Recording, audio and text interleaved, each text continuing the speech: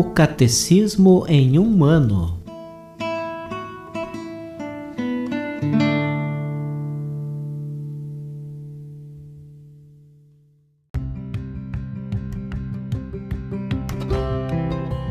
Olá, eu sou o Jefferson, seminarista na Diocese de Ponta Grossa, Paraná.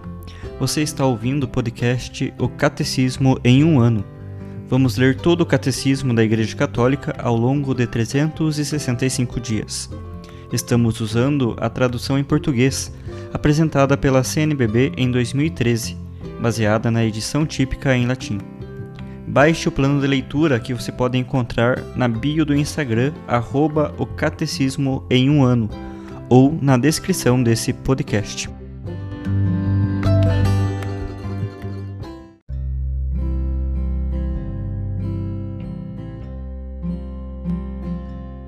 Chegamos ao dia 110 do nosso podcast O Catecismo em um ano.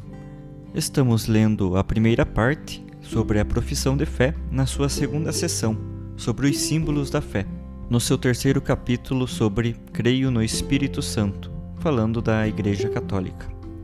Leremos hoje dos números 846 ao 856.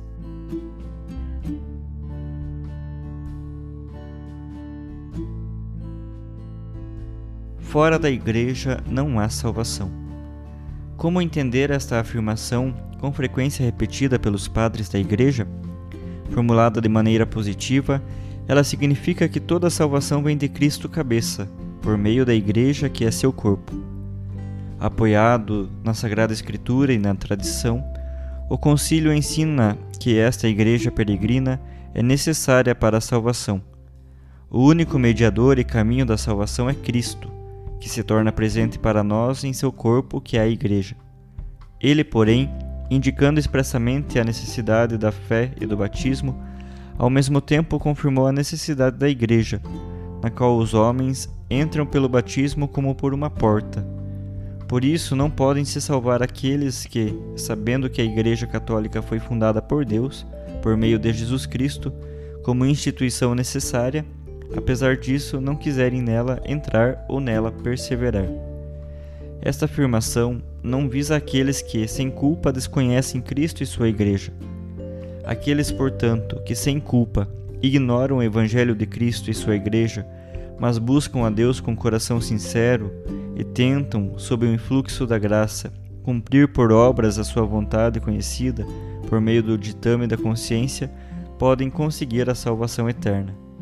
Deus pode, por caminhos dele conhecidos, levar à fé todos os homens que, sem culpa própria, ignoram o Evangelho, pois sem a fé é impossível agradar-lhe. Mesmo assim, cabe à Igreja o dever e também o direito sagrado de evangelizar todos os homens. A missão, uma exigência da catolicidade da Igreja. O mandato missionário. Enviada por Deus às nações para ser o sacramento universal da salvação, a Igreja, em virtude das exigências íntimas de sua própria catolicidade e obedecendo à ordem de seu fundador, esforça-se para anunciar o Evangelho a todos os homens, e depois fazer discípulos entre todas as nações, e batizai-os em nome do Pai, do Filho e do Espírito Santo. Ensinai-lhes a observar tudo o que vos tenho ordenado. Eis que estou convosco todos os dias, até o fim dos tempos. A origem e objetivo da missão. O mandato missionário do Senhor tem sua fonte última no amor eterno da Santíssima Trindade. A Igreja peregrina é por sua natureza missionária, pois ela se origina da missão do Filho e da missão do Espírito Santo, segundo o desígnio de Deus Pai. O fim último da missão não é outro senão fazer os homens participarem da comunhão que existe entre o Pai e o Filho em seu espírito de amor. O motivo da missão. A Igreja sempre derivou a obrigação e a força de seu impulso missionário do amor de Deus por todos os homens. O amor de Cristo nos impele, segundo Coríntios, capítulo 5, versículo 14. Com efeito, Ele quer que todos sejam salvos e cheguem ao conhecimento da verdade. Primeira carta de São Paulo a Timóteo, 2, versículo 4. Deus quer a salvação de todos pelo conhecimento da verdade. A salvação está na verdade.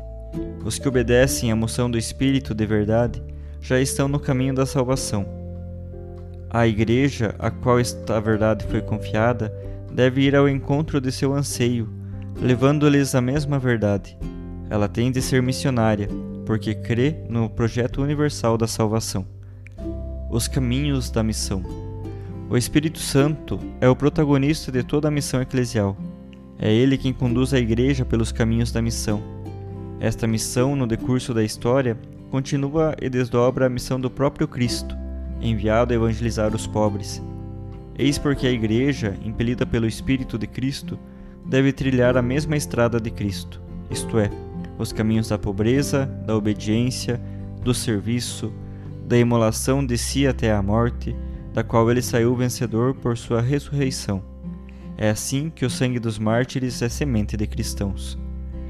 Em sua peregrinação, não ignora a Igreja o quanto se distanciam entre si a mensagem que ela profere e a fraqueza humana daqueles aos quais o Evangelho foi confiado. Somente avançando pelo caminho da penitência e da renovação, e pela porta estreita da cruz, o povo de Deus pode estender o reino de Cristo. Com efeito, assim como Cristo consumou a obra da redenção na pobreza e na perseguição, a Igreja é chamada a seguir o mesmo caminho, a fim de comunicar aos homens os frutos da salvação. Por sua própria missão, a Igreja caminha com a humanidade inteira, experimenta com o mundo a mesma sorte terrena. É como o fermento e a alma da sociedade humana a ser renovada em Cristo e transformada na família de Deus. O esforço missionário exige, pois, a paciência. Começa pelo anúncio do Evangelho aos povos e aos grupos que ainda não creem em Cristo. Prossegue no estabelecimento de comunidades cristãs que sejam sinais da presença de Deus no mundo, e na fundação de igrejas locais. Organiza um processo de enculturação para encarnar o Evangelho nas culturas dos povos, e não deixará de conhecer também fracassos, porquanto aos homens, às sociedades e aos povos, apenas gradualmente os atinge e penetra, e assim os assume na plenitude católica. A missão da Igreja exige esforço rumo à unidade dos cristãos. Efetivamente, as divisões entre cristãos impedem a Igreja de realizar a plenitude da catolicidade, que lhe é própria, naqueles filhos que, embora lhe pertençam pelo batismo, estão separados da plena comunhão com ela. Não só isso, mas também para a própria Igreja torna-se tanto mais difícil exprimir na realidade de sua vida a plena catolicidade sob todos os aspectos. A tarefa missionária implica um diálogo respeitoso com os que ainda não aceitam o Evangelho. Os fiéis podem tirar proveito para si mesmos desse diálogo, aprendendo a conhecer melhor tudo quanto de verdade e de graça já se achava entre as nações, em uma como que secreta presença de Deus. Se anunciam a boa nova aos que a desconhecem, é para consolidar, completar, elevar a verdade e o bem que Deus difundiu entre os homens e os povos, e para purificá-los do erro e do mal, para a glória de Deus, a confusão do demônio e a felicidade do homem.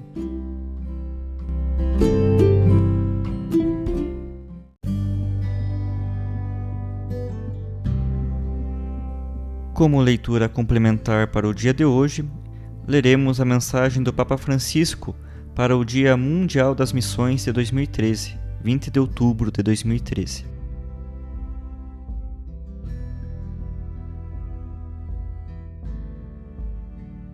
Queridos irmãos e irmãs, este ano a celebração do Dia Mundial das Missões tem lugar próximo da conclusão do Ano da Fé, ocasião importante para revigorarmos a nossa amizade com o Senhor e o nosso caminho como igreja que anuncia com coragem o Evangelho.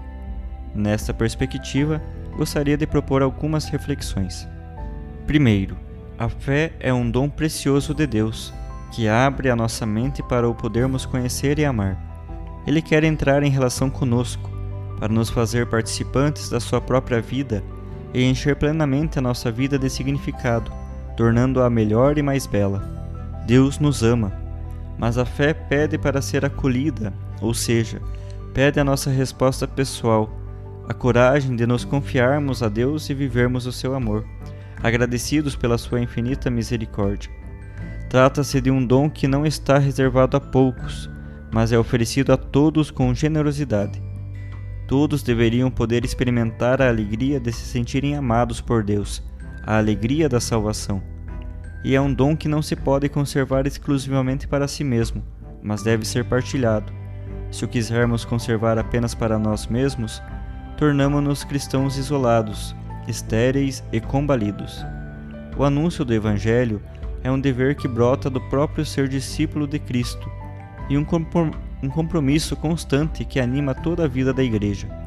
O ardor missionário é um sinal claro da maturidade de uma comunidade eclesial.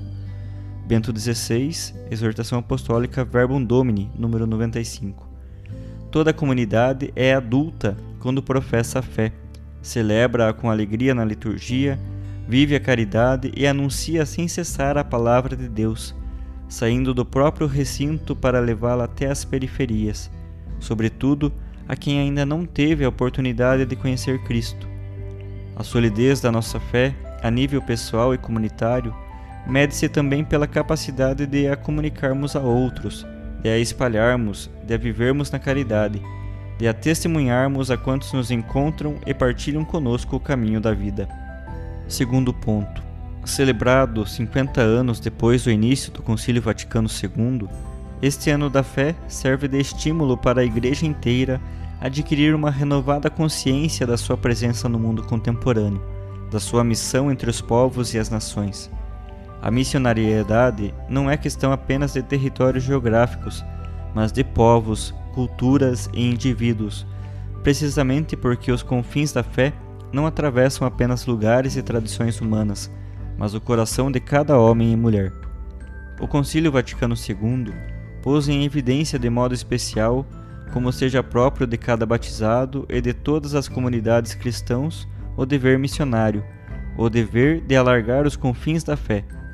Como o povo de Deus vive em comunidades, sobretudo diocesanas e paroquiais, e é nelas que de certo modo se torna visível, pertence a estas dar também testemunho de Cristo perante as nações. Decreto ad gentes, número 37. Por isso, cada comunidade é interpelada e convidada a assumir o mandato, confiado por Jesus aos apóstolos, de ser suas testemunhas em Jerusalém, por toda a Judéia e Samaria e até os confins do mundo. Atos dos Apóstolos, capítulo 1, versículo 8. E isso não como um aspecto secundário da vida cristã, mas um aspecto essencial. Todos somos enviados pelas estradas do mundo para caminhar com os irmãos, professando e testemunhando a nossa fé em Cristo e fazendo-nos arautos do seu Evangelho. Convido os bispos, os presbíteros, os conselhos presbiterais e pastorais, cada pessoa e grupo responsável na Igreja, a porem em relevo a dimensão missionária nos programas pastorais e formativos, sentindo que o próprio compromisso apostólico não é completo se não incluir o propósito de dar também testemunho perante as nações, perante todos os povos. Mas a missionariedade não é apenas uma dimensão programática da vida cristã, é também uma dimensão paradigmática, que diz respeito a todos os aspectos da vida cristã. Terceiro, com frequência, os obstáculos à obra de evangelização encontram-se não no exterior, mas dentro da própria comunidade eclesial.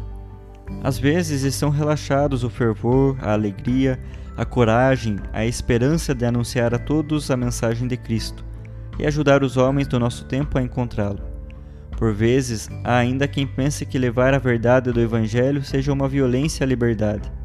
A propósito, são iluminantes essas palavras de Paulo VI. Seria certamente um erro impor qualquer coisa à consciência dos nossos irmãos. Mas propor a essa consciência a verdade evangélica e a salvação em Jesus Cristo, com absoluta clareza e com todo respeito pelas opções livres que essa consciência fará, é uma homenagem a essa liberdade. Exortação Apostólica Evangelii Nunciandi, número 80. Devemos sempre ter a coragem e a alegria de propor com respeito o encontro com Cristo e de nos fazermos portadores do seu Evangelho. Jesus veio ao nosso meio para nos indicar o caminho da salvação e confiou também a nós a missão de a fazer conhecer a todos, até aos confins do mundo. Com frequência, vemos que a violência, a mentira, o erro é que são colocados em evidência e propostos. É urgente fazer resplandecer no nosso tempo a vida boa do Evangelho pelo anúncio e testemunho, e isso dentro da Igreja. Porque nesta perspectiva, é importante não esquecer jamais um princípio fundamental para todo evangelizador. Não se pode anunciar Cristo sem a Igreja. Evangelizar nunca é um ato isolado, individual, privado, mas sempre eclesial. Paulo VI escrevia que quando o mais obscuro dos pregadores, dos catequistas ou dos pastores, no rincão mais remoto, prega o Evangelho, reúne a sua pequena comunidade ou administra um sacramento, mesmo sozinho, ele perfaz um ato de igreja. Ele não age por uma missão pessoal que se atribuísse a si próprio, ou por uma inspiração pessoal, mas em união com a missão da igreja e em nome da mesma. Evangelho Nunciandi, número 60. E isto dá força à missão e faz sentir a cada missionário e evangelizador que nunca está sozinho, mas é parte de um único corpo animado pelo Espírito Santo. Quarto, na nossa época, a difusa mobilidade e a facilidade de comunicação através das novas mídias misturaram entre si os povos, os conhecimentos e as experiências. Por motivos de trabalho, há famílias inteiras que se deslocam de um continente para outro. Os intercâmbios profissionais e culturais, assim como o turismo e fenômenos análogos, impelem a um amplo movimento de pessoas. Às vezes, resulta difícil até mesmo para as comunidades paroquiais conhecer, de modo seguro e profundo, quem está de passagem ou quem vive estavelmente no território. Além disso, em áreas sempre mais amplas das regiões tradicionalmente cristãs, cresce o número daqueles que vivem alheios à fé, indiferentes à dimensão religiosa, ou animados por outras crenças.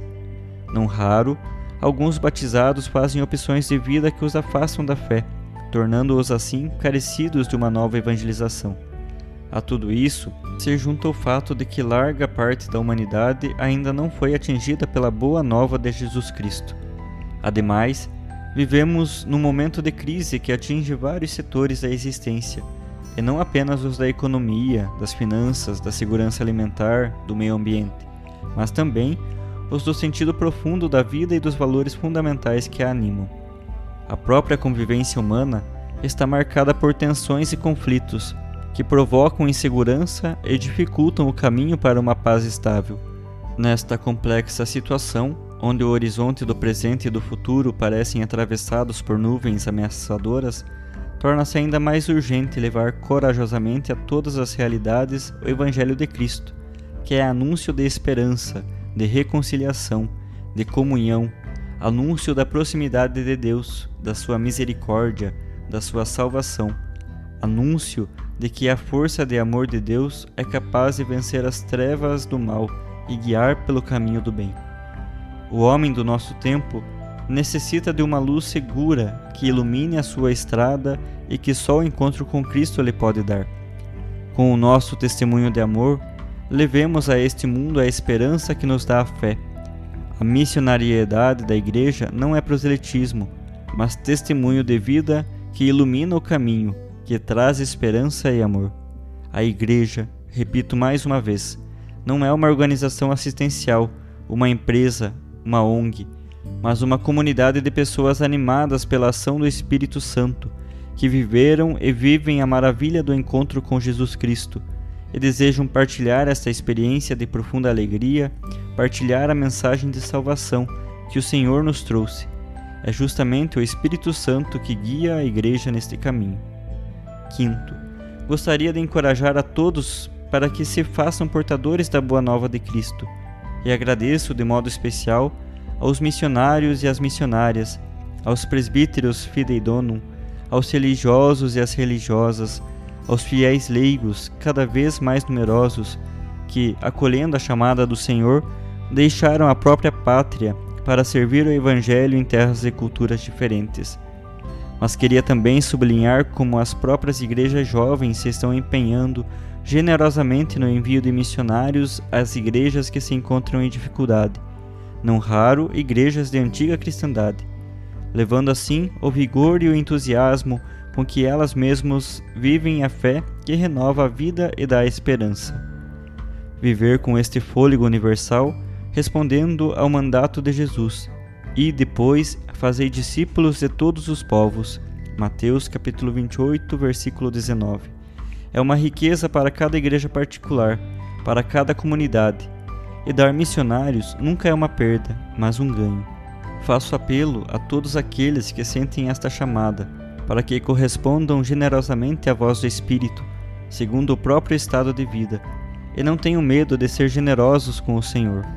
Convido também os bispos, as famílias religiosas, as comunidades e todas as agregações cristãs a apoiarem, com perspicácia e cuidadoso discernimento, a vocação missionária de gentes, e a ajudarem as igrejas que precisam de sacerdotes, de religiosos e religiosas, e de leigos, para revigorar a comunidade cristã. E a mesma atenção deveria estar presente entre as igrejas que fazem parte de uma conferência episcopal ou de uma região. É importante que as igrejas mais ricas de vocações ajudem com generosidade aquelas que padecem a sua escassez.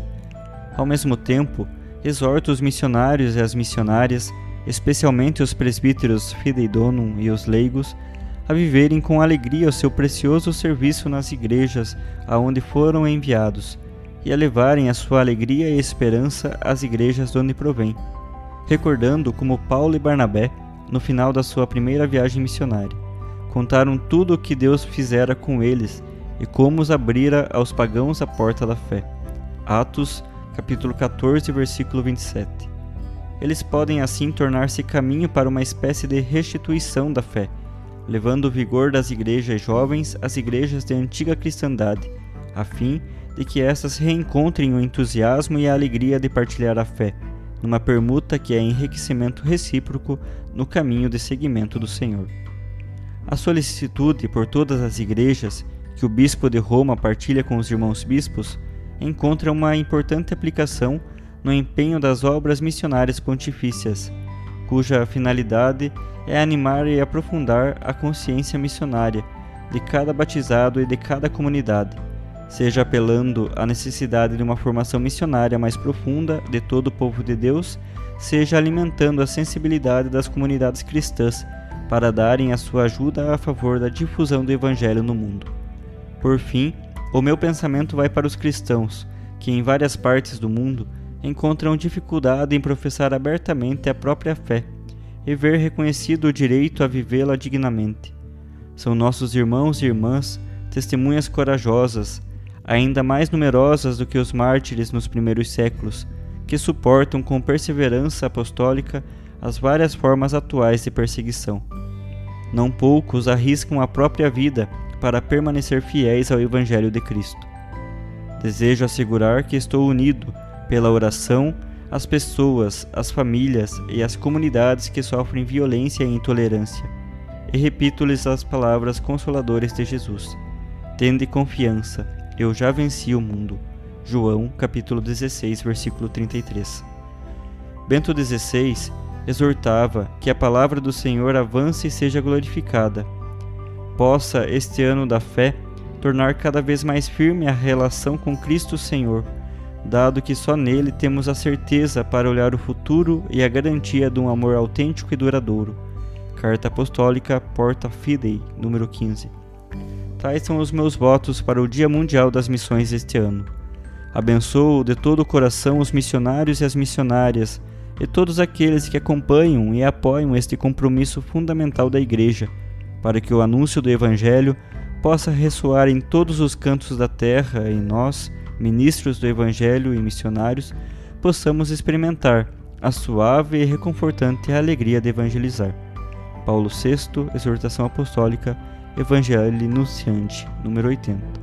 Vaticano, 19 de maio, Solenidade de Pentecostes, de 2013. Francisco.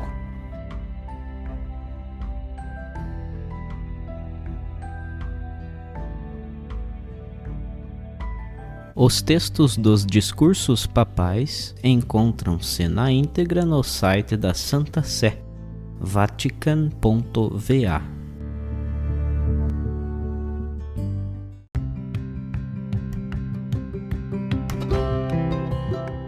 Você acaba de ouvir mais um episódio do podcast O Catecismo em um Ano. Continue nesse bom propósito de aprofundar o conhecimento e a vivência da fé católica e procure participar da sua comunidade. Rezemos por todos que estão fazendo esse caminho de leitura do Catecismo. Até amanhã!